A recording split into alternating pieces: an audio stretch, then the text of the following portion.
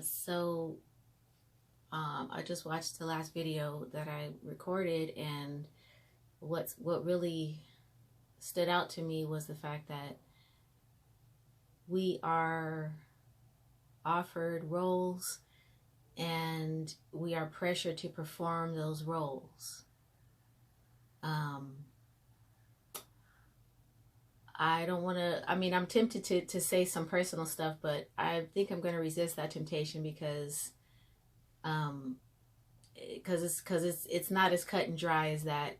You can't demonize the role that you're given in society. You can't fully demonize it because there's some truth in it.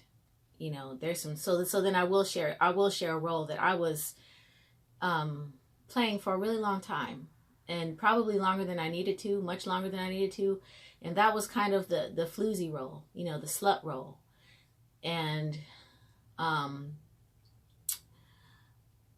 well, I was encouraged to behave in a specific way just based on the cultural influences and even the news, the news headlines and the stories and all the things that I would hear and see, and just sort of the messages that would reach me was all trying to convince me to sort of be involved in sex and drugs and alcohol, like, as to and there was no limit to the encouragement in that way, and it never let up. Like, it was just, I couldn't get any satisfaction any other way. I couldn't get any acceptance. I couldn't get any encouragement unless it had to do with that. So the reason I say that there was some truth in that is because, well, as a human being, I'm interested in sex and drugs. I mean, we all are. So I don't want to like slut shame anybody or like demonize, that kind of human behavior, because we, as adults, that's what we have in our modern day society is sex and drugs. So, but that's just to say that, uh, there's just there's a pressure that exists in society for these roles that are authored by people that we don't know who they are. They're sitting there, the writers are sitting there, and they're going, okay, we have these big clients, and these clients are billionaires, and they really need this outcome to come out like this. They need this outcome, and if we can bring this outcome, then we will be hired again and we'll be promoted. And so the whole thing, you think it's about entertainment. You think you're being entertained when you're watching music videos and you're listening to movies and all of this stuff, and even some podcasts, if they have a lot of money behind them, and even some of the content on social media, if it has a huge budget behind it, I can promise you that person isn't speaking candidly.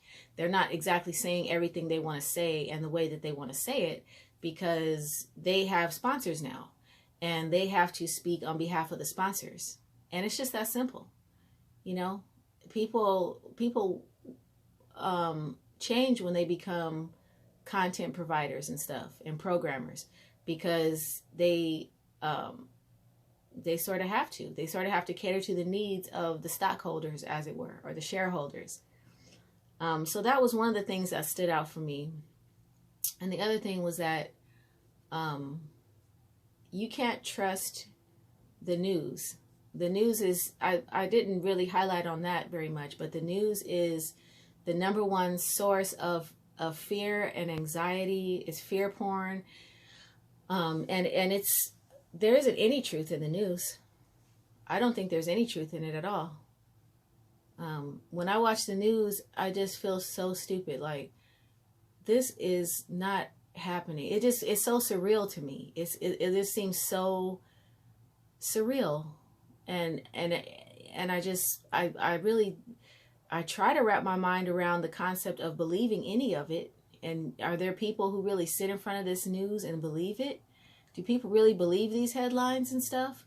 I mean, or are they just wanting us to think that people believe it? Because I lean more towards that side of things, where people are talking about Fauci, like Fauci is some kind of genius or something, and it's like, do people really believe that? Do people really feel that Bill Gates is important and that they want Bill Gates to run society? Do actual normal people really feel that? I don't think they do.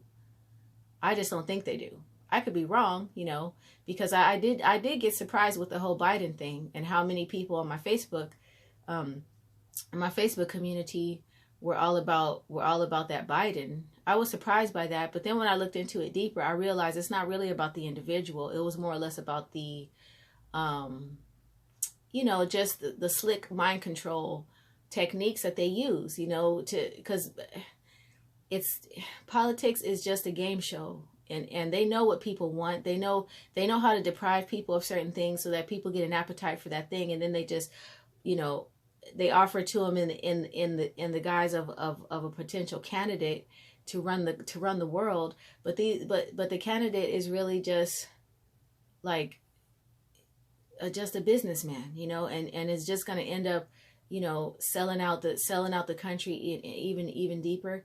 And that's really all that is. And same thing with the media. I mean, same thing with the news, you know, all the news headlines that you hear. I invite you to investigate a little bit, because there are people who are called crisis actors, and you'll see the same crisis actors show up to the different sets. Okay, so you'll have a school shooting over here, you'll have a theater shooting over here, you'll have you know, COVID like stuff over here, you'll have voter things over there. You know, all this stuff is false. It's all staged. It's all false. And you'll see the same people, you'll see the same crisis actors showing up, you know, saying stuff. And not to say that there aren't some authentic people who get involved with some of this madness. Like when everybody showed up to the Capitol recently, I'm sure that there was a lot of real people that showed up, and that was on purpose, because they want those people to be exposed. They want to know who those people are so that they can gaffle them up, you know, put them in jail and stigmatize them and stuff. But you can't trust the news. You can't trust any official media. You can't trust the radio at all. Definitely can't trust, you know, anything that has a lot of money like Netflix. You know, all of that stuff is really telling you very specific things. And if you can decipher it properly and look at it the right way, then you can get a lot of insight into how the people that govern our world really think, and what they want from us, and what they want in the future, what kind of world they want to build. Netflix is great at telling us that. That ain't nothing but predictive programming from head to toe. And everybody's getting prepared for those roles. And people are excited about it, you know, and there are a lot, you know, I think the masses of people, you know, they would probably vote for Netflix to be the president of the world and to be the controller. And Netflix is, I think the mainstream entertainment industry as a whole is the ruler of the world, you know. And it's messed up because they don't tell you the truth about things. They don't like the news and stuff. It doesn't tell you the fact that that people are protesting all over the world about these masks and these mandates and stuff. There's a lot of huge protests going on all over the world. They don't tell you about that.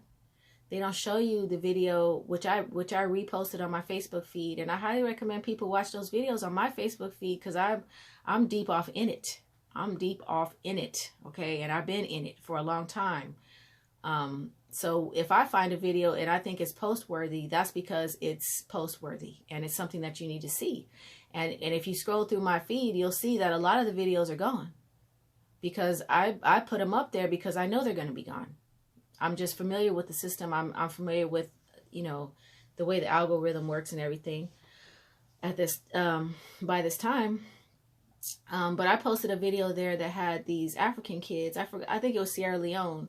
No, it wasn't Sierra Leone. I forgot what country it was in Africa. And there was like, it was a high school, and there was probably at least 900 or 1,000 high school kids jumping off of a third-story balcony. They were running out because, and what the headline, what the video said was, kids, you know, escaping from the mandatory VC that they were going to have to get at school that day.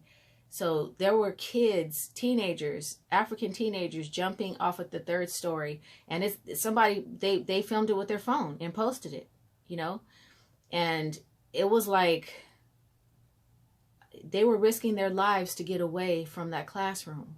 Who the hell was inside that classroom? What were they trying to do to those kids?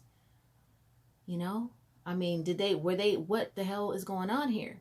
You know, there's a lot of stuff that Netflix is never going to tell you about, and the news is never going to tell you about. You know, it's just not. So I guess what I'm trying to do is inspire an appetite and a thirst for things that are hidden and things that are unseen. And if you find anything really good, please share it with me. Thanks.